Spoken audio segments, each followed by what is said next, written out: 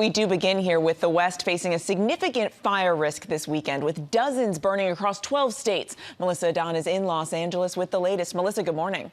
Good morning, Mary. So the fire danger in Utah is rapidly growing. Officials telling people to have their go bags ready because any new wildfire that sparks could be life-threatening as crews are just fanned out across the state. This morning, multiple wildfires burning across Utah amid one of the rarest, most extreme weather warnings out west. We are seeing things that we have never seen before. Utah declaring a state of emergency as the National Weather Service calls it a particularly dangerous situation. At least a dozen new fires erupting in the state in just 24 hours, forcing evacuations for several new counties. Overnight, two wildfires merging into one. The Cherry Fire burning 20,000 acres south of Salt Lake City. Officials there shutting off power. The Cottonwood Fire still 0% contained. Now one of Utah's most destructive fires in the state's history, with more than 71,000 acres scorched. The scale of the flames captured on Ring camera video. Embers seen flying. Flames on the mountain burning cabins and trees.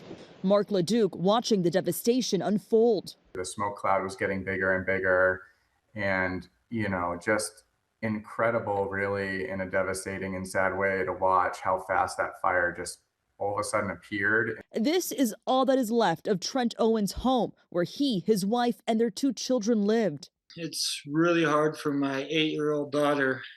Everything that she knows and her whole upbringing and her home, her bedroom, all her stuff is gone. Southwest of Salt Lake City, the Iron Fire burning over 40,000 acres, but with 27% containment, officials lifting some evacuation orders. Residents of Eureka making an emotional return home. Happy that everyone's homes are still here.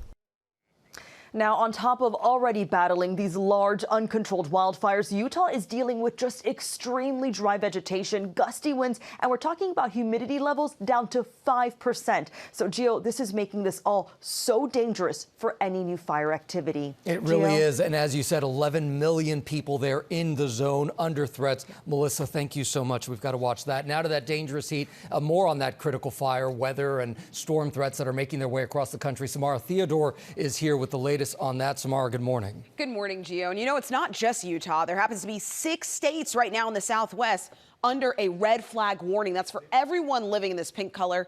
Wind gusts up to 55 miles per hour, as you heard, 5% humidity, single-digit humidity. This is another way to look at that risk. The critical fire danger really high, level 3 out of 3 for Grand Junction, Greystone, anyone living in that pink color there. Meanwhile, the rain is out in the Midwest and parts of the Ohio Valley. You can see flood watches have been issued from Wichita and Tulsa to Evansville and Louisville, all the way up to Cincinnati. Finally, a severe thunderstorm threat in play today for the Carolinas. It's there where we could see isolated tornadoes, damaging wind, and large hail. That's a look at the forecast. Whit, back to you. All right, Samara, we'll check back with you in just a bit. The death toll is rising this morning in Venezuela after those devastating back-to-back earthquakes. Nearly 1,000 people killed, tens of thousands missing. U.S. aid and search and rescue teams are now on the ground there. Marcus Moore joins us with the latest. Marcus, good morning. Oh, Whit, good morning. Rescuers are within that critical window of time to try to find people who are trapped in the rubble of those buildings. It is a devastating scene for sure, but it's also one of hope as crews manage to free survivors. This morning, a desperate search for survivors in Venezuela, hit by back-to-back earthquakes that left more than 900 people dead. But hope is keeping people going here. Watch as this 18-day-old baby named Juan is pulled from the rubble of the building that collapsed on top of him. The newborn rescued along with his mother, then placed in his father's arms. Miraculous scenes of survival. This child pulled from the rubble in La Guaira, the epicenter of the destruction. His uncle saying it's horrible, they've seen too much, and that they were relieved to get one out alive, couldn't reach 2 others.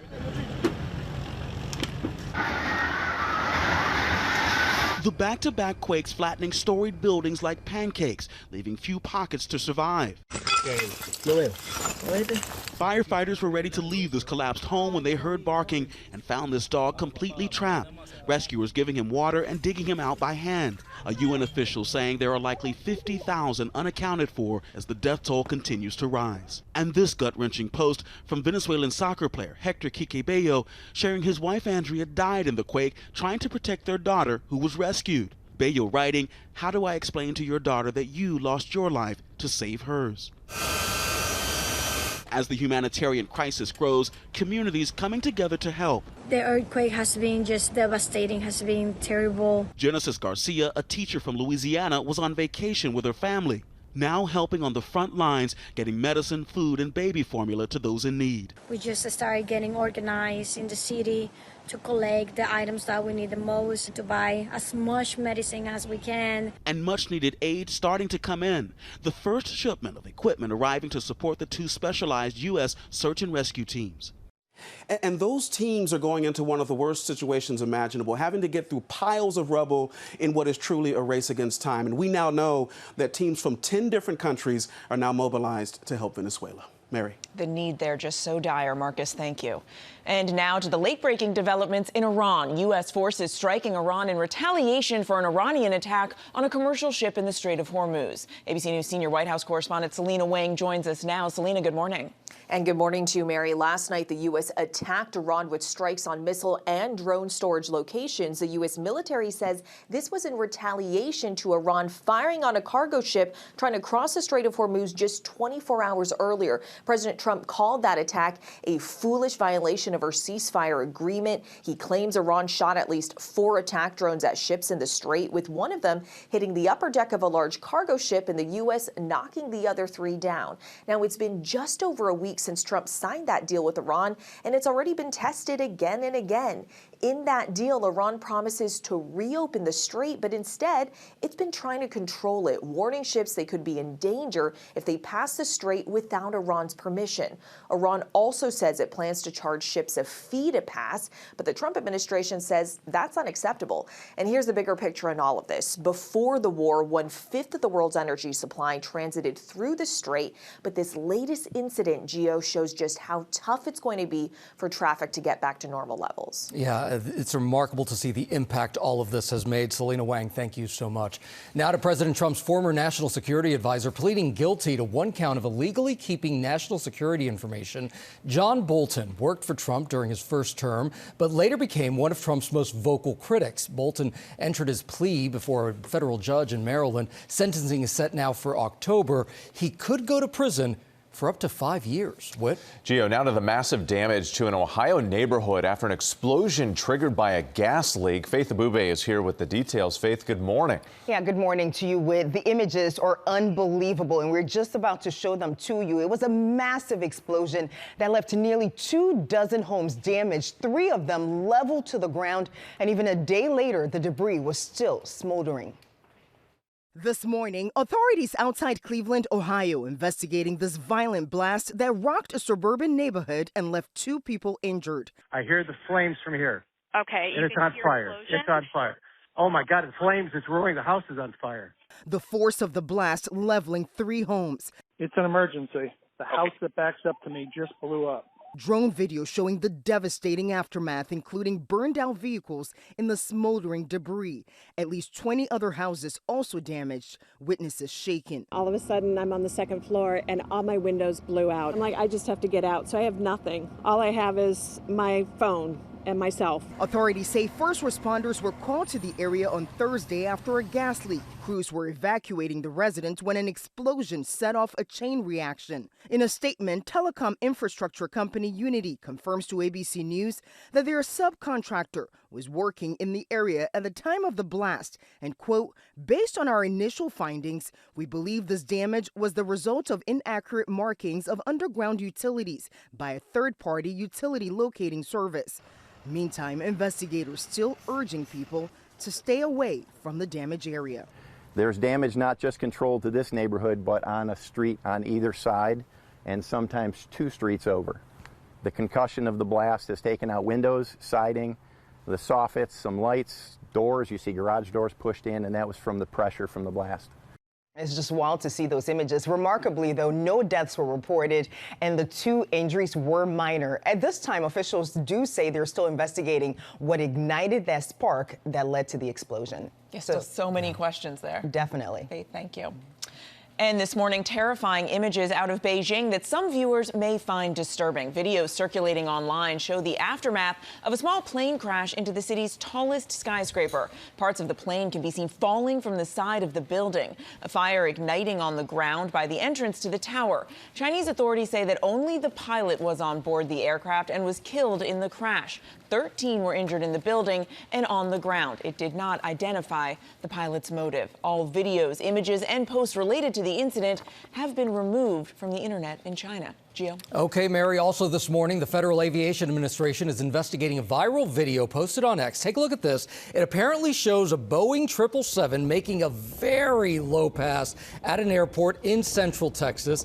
Authorities say that the cargo plane was on a repositioning flight when the pilots flew low above the runway of a private airport. Flight Radar 24 data shows that the plane was within 25 feet of the ground, and you can clearly see that in the video. Jet LLC, the aircraft's registered owner, released a statement saying that they are aware of the video in which the plane is, quote, conducting a low-pass flight in a manner that does not reflect operational standards. So we will keep following that. That video is really something. All right, Gio. Texas is sparking a growing debate over the separation of church and state after the state's education board voted to mandate Bible readings in public schools. Let's go to Alex Perche for the latest on this. Alex, good morning. Good morning, Whit. Yeah, in what appears to be a first in the country, the Republican-controlled Texas State Board of Education has passed a plan mandating works that all of its more than 5 million public school children must read, and Bible passages are included in every grade's required materials. So in elementary school, students will begin with a picture book series, and starting in the 4th grade, they will read specific Bible passages about Jesus. In middle school, that will include the Sermon on the Mount and teachings about the kingdom of heaven. And in high school, students will read Bible passages alongside classical authors like Charles Dickens and Jane Austen. Now, last year, Texas began to require every classroom display the 10 Commandments. This latest change doesn't start until 2030, but this move puts Texas square in the center of the debate over religion in schools, and some educators are arguing this violates a separation of church and state and favors Christianity over other religions. And now, that same Texas board is considering a new social studies curriculum that draws parallels between the Bible and American history. Mary? A lot of questions about where this goes from here. Thank you so much. And this morning, Microsoft says it is joining Apple in raising prices. All of it, the company says, because of a shortage of the crucial chips that go into many of its products. Andrew Dimbert is here with the details. Andrew, good morning. Hey, good morning, Mary. If you've been putting off buying a new laptop, tablet, or gaming console, it may cost you more. Microsoft is joining Apple in raising prices as the tech industry grapples with soaring costs for memory chips. Apple increasing the price of several products. The MacBook Air jumping $200 to just under $1,300. The MacBook Pro up $300 to nearly $2,000. And iPads also seeing increases of $150. iPhone prices for now remain unchanged. Microsoft is also passing costs on to consumers, raising the price of its Xbox consoles by $100 for the 512 gigabyte model and $150 for the 1 terabyte version. So what's behind these hikes? Well, the companies point to an AI-driven boom that's creating unprecedented demand for memory chips, driving up prices across the electronics industry in what some are calling chipflation. So what to do as a consumer?